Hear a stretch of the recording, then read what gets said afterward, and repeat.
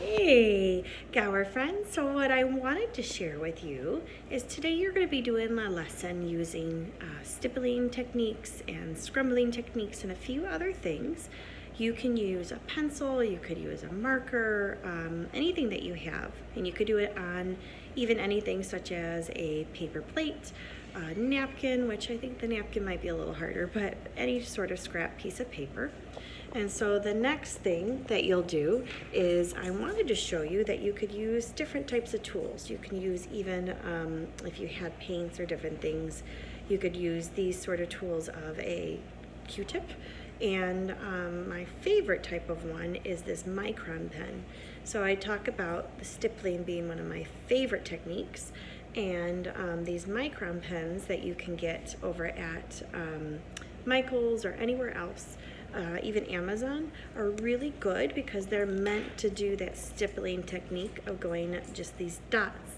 And I don't know if you can see, but you can kind of see how the tip is really, really tiny, and it makes really tiny dots. And so you'll learn that a lot of pen and ink artists do that. And this was a skill that I learned when I was in high school, but I find I've already used it with a few of you in projects this year, that it's just a lot of fun.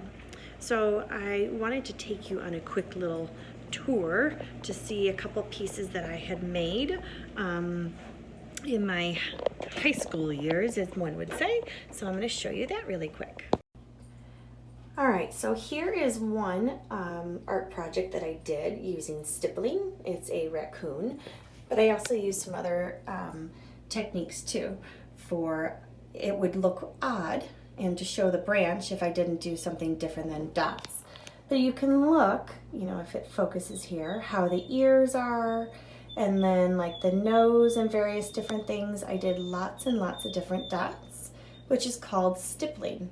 So up close it doesn't look like much, but then the further you go away, the more you can see that it just makes it all come together. So the closer the dots are, the darker it is. The further the dots are, it gives that illusion of the white spaces. So even like the claws and everything else, I did that. So here's my raccoon. And then also using different pencil techniques and using an eraser. This is a wolf that I did. Sorry for the dog barking. But you can see some of the different techniques of using lines that are closer together, lines that are further apart, and just some different shading techniques. So that is my other favorite one that I had done with a wolf.